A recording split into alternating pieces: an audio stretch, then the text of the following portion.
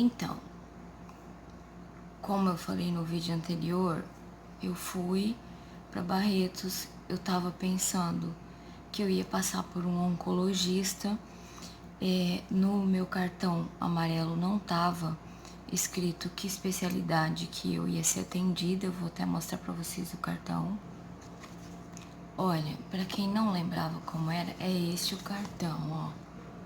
É o cartão do paciente. Esse é o green card que eu falei, é o passaporte do paciente para ele receber tratamento, atendimento lá em Barretos.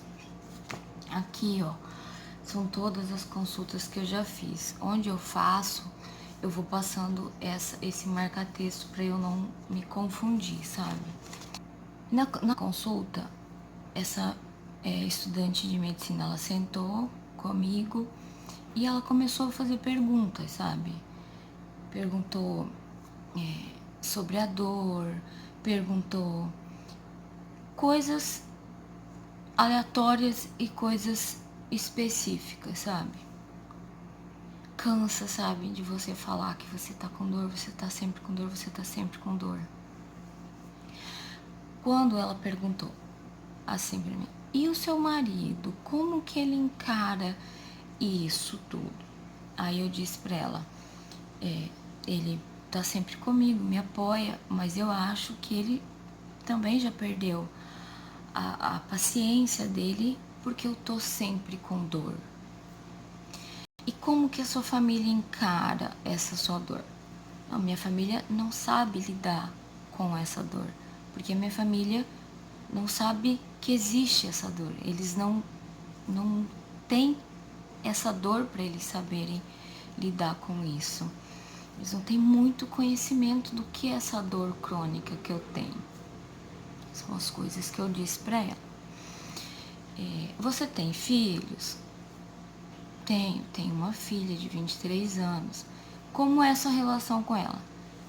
Ótima, excelente. Como é a sua convivência com ela? Muito boa.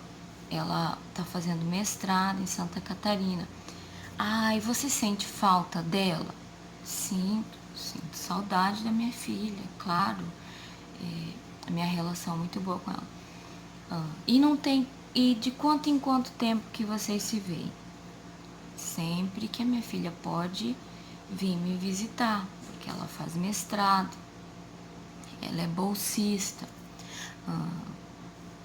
E não tem como fazer essas visitas serem mais constantes? Olha, não tem, porque ela trabalha na faculdade, ela é bolsista, mas a gente se fala o tempo todo, o dia todo, nossa relação é muito boa. E você sente saudade dela? Sinto saudade, claro, eu amo a minha filha. Expliquei nos mínimos detalhes, tudo nos mínimos detalhes, sabe? Eu não queria, de repente, não responder nenhuma pergunta, parecer uma pessoa arrogante, embora eu estivesse desesperada, completamente apavorada de estar sendo assim devassada, sabe, por uma menina que ainda está estudando. Mas vamos lá, fui o mais honesta possível, mais honesta impossível, na verdade. Aí ela me mandou deitar e apalpou minha barriga,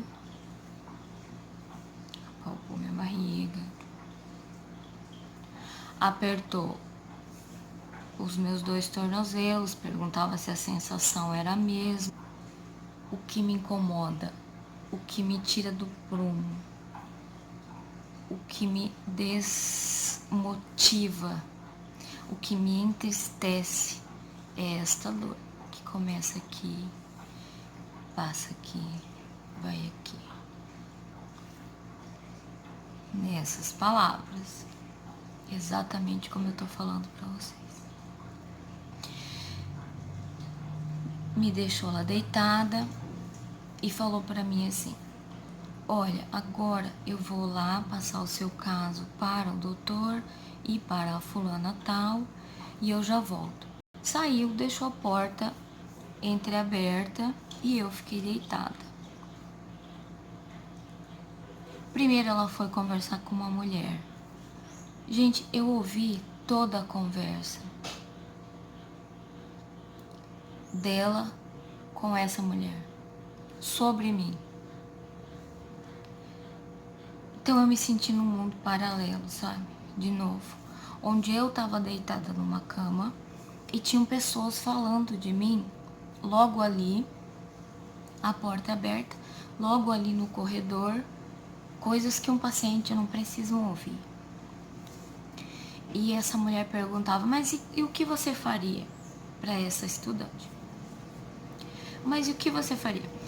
Aí ela explicava, a paciente tá com dor, eu fui falar com ela chorou bastante, etc e tal. E eu peguei, coloquei a mão no meu ouvido e fiquei olhando pro teto, até o tempo que eu aguentei. Eu percebi que tinha um homem que circulava no corredor, sabe? Antes mesmo de eu entrar na consulta, tinha um homem que estava circulando ali no corredor, conversando, atendendo o telefone, interagindo com outras pessoas e passava, porque a porta tinha ficado aberta também, depois que eu fui fazer a consulta. Depois que essa menina falou com essa mulher, ela foi falar com esse homem. Que esse homem eu descobri depois que era o doutor que estava agendado a minha consulta. E a mesma situação. A estudante começou a falar de mim, do meu caso, para esse médico, a porta aberta e eu escutando tudo. Nisso eu já não estava mais tampando os meus ouvidos. A minha percepção foi de que esse doutor interrogava essa estudante, sabe, em condutas. Não, mas o que você faria com isso? O que você faria com aquilo? Eu acho que tem que tirar tal remédio, tem que fazer não sei o que. E essa estudante falava, doutor, mas ela relata dor. Não, tem que tirar. O que você faria? Olha, eu aumentaria a dose da morfina. Até que passaram-se muitos minutos. E ela entrou e falou para eu que eu podia levantar. Ela estava extremamente transparente, tremendo. Sentou de frente para mim novamente e falou assim, olha, eu conversei com eles e conversei com o doutor e nós vamos ter que reduzir a sua medicação. Por quê? O doutor já vem aqui um minutinho que ele vai falar, falar com você também. E por quê? Porque a gente acha que a sua dor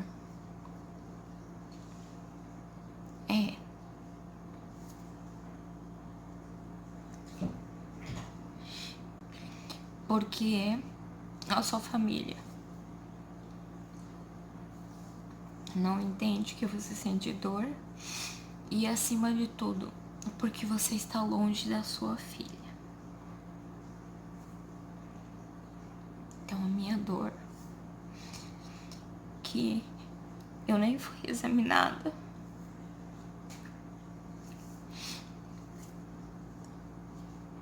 ninguém viu lá o meu corte, ninguém viu a cirurgia na axila, ninguém viu esse nervo repuxado aqui. Então esse médico entrou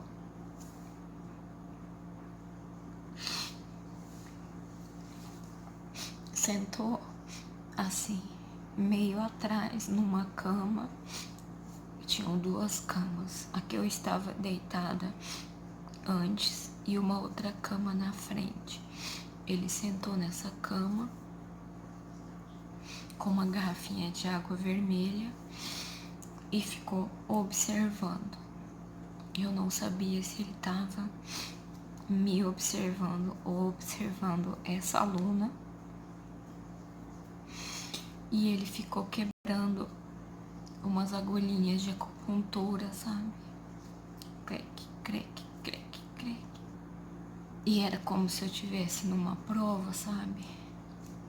Era como se eu tivesse que provar que eu realmente precisasse de atendimento. Foi 2 vezes mais pesado do que a primeira vez que eu fui lá em Barretos e me foi negado o tratamento, lembram? Então, essa menina falou assim, aí o doutor, ele mandou tirar o Zolpidem,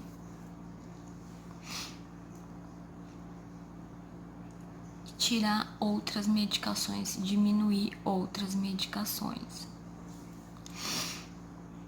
Então eu olhei para ela assim e falei, olha, o Zolpidem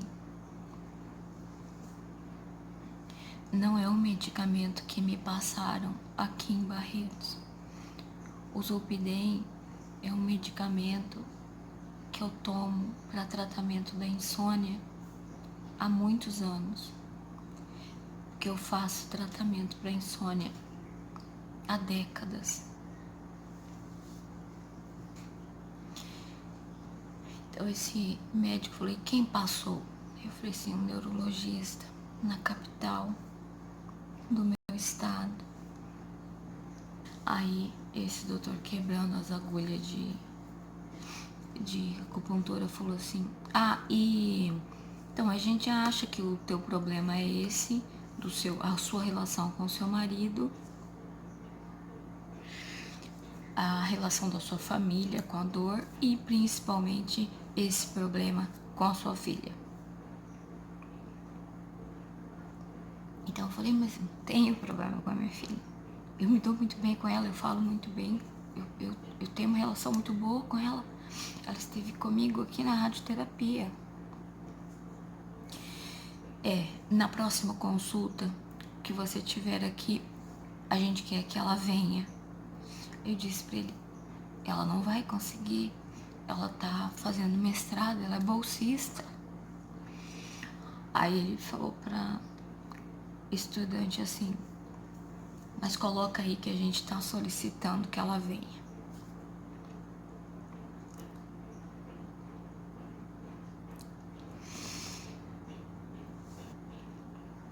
Se eu tivesse falado, não, tá tudo ótimo, tá tudo muito bem, minha família entende essa dor, minha família aprova, meu marido entende, meu marido vive me abraçando, ele vive me beijando, mesmo eu falando que eu tô com dor e não posso sair, não posso pescar com ele.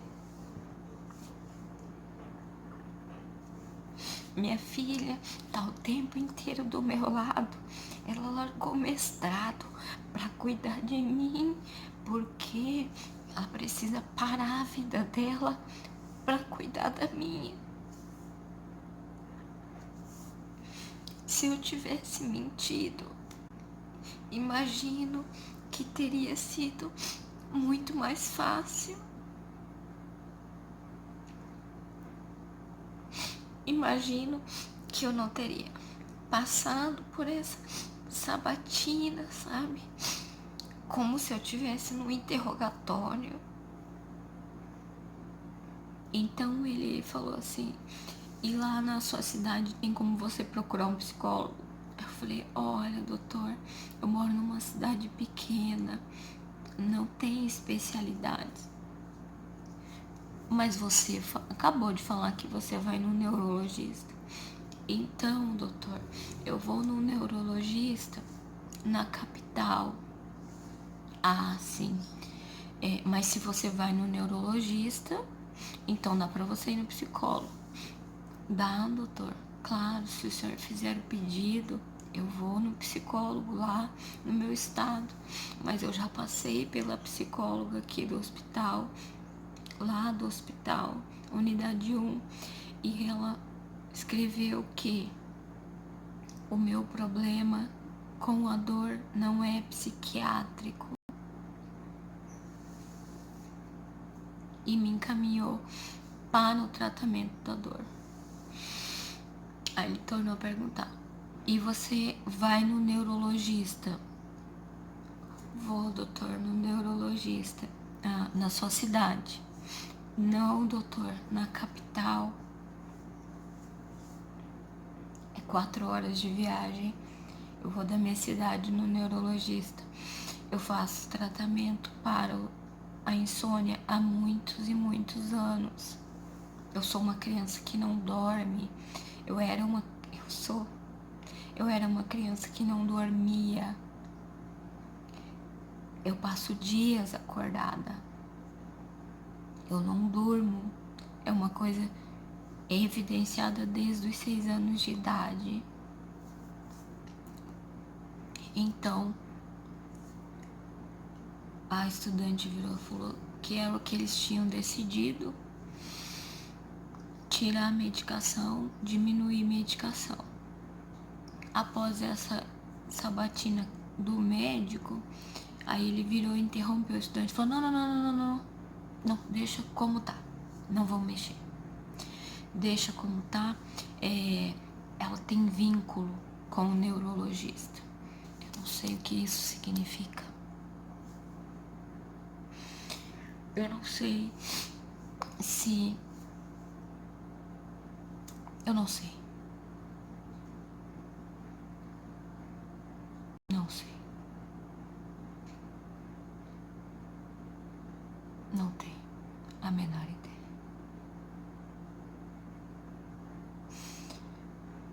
Sei que ele falou pra ela. Isso, ele sempre longe, ele não chegou nem perto de mim, entendem?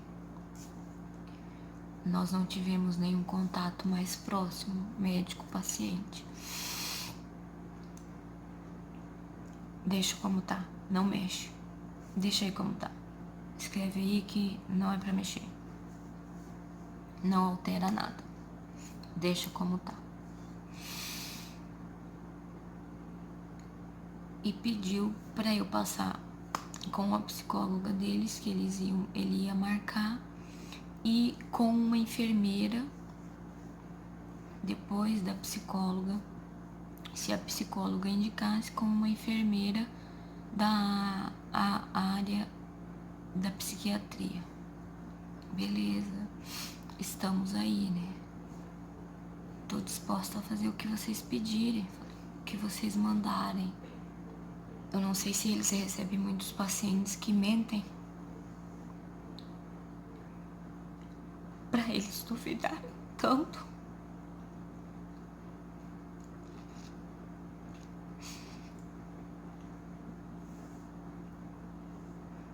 De quem fala a verdade.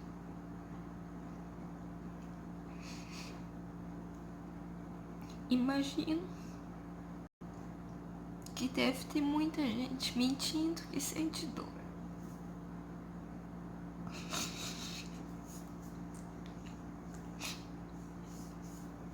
E que a dor, ela pode ser imaginária, não é?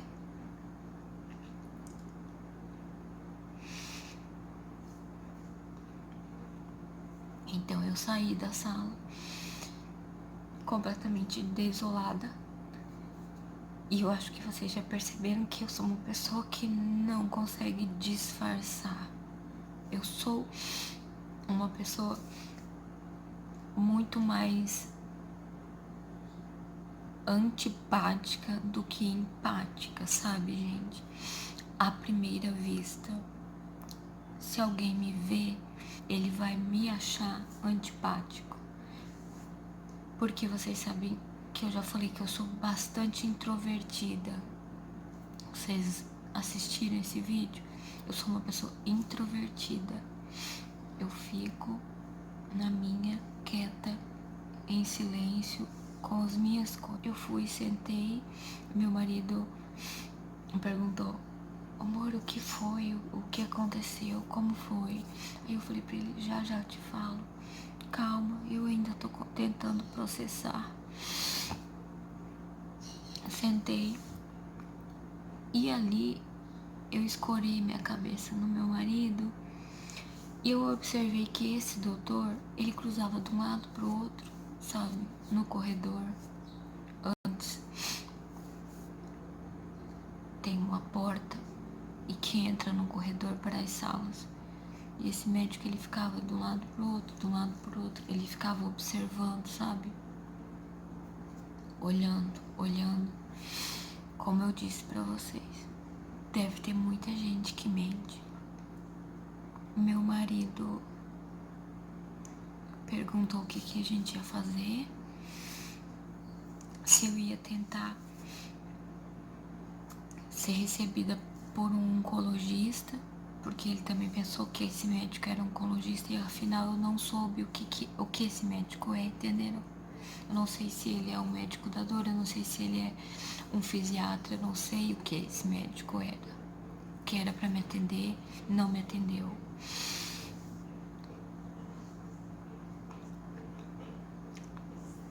Aí eu falei pra ele que eu não ia em lugar nenhum, que eu só queria vir embora pra minha casa, que eu só queria ir pra rodoviária, que eu não queria esperar nem o cartão, eu queria ir embora.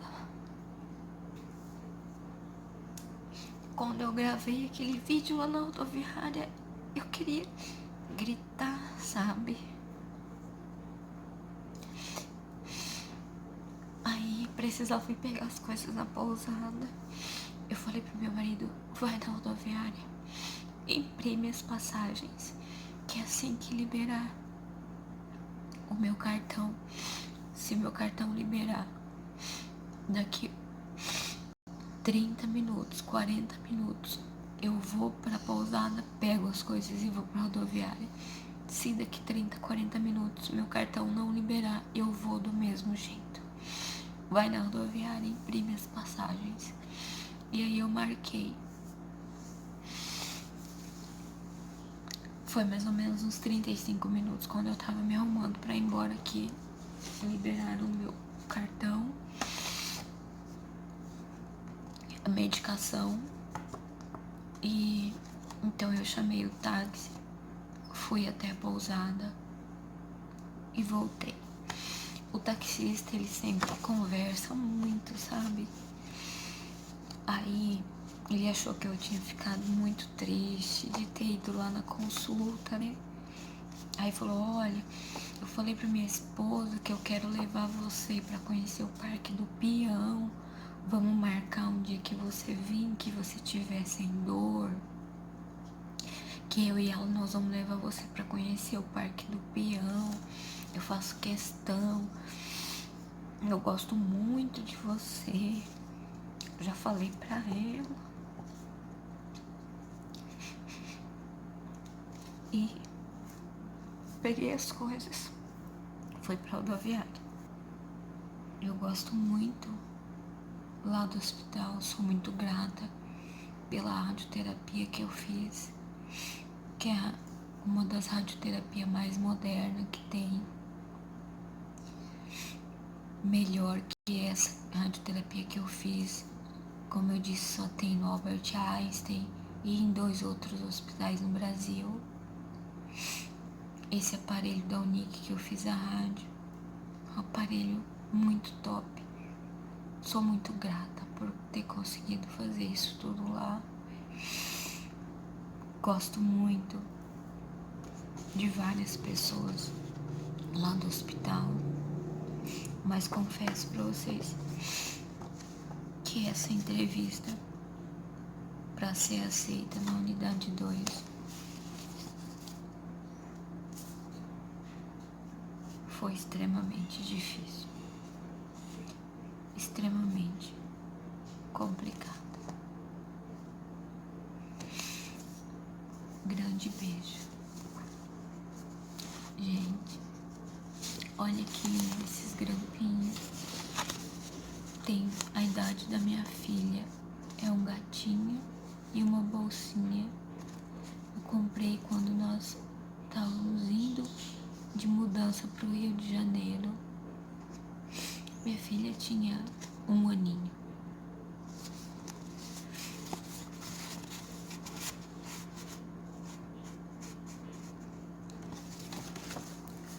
É isso. Gente, grande beijo no fundo do coração, tá? Tá tudo bem. É que eu me sinto confortável diante de vocês para ser eu mesma.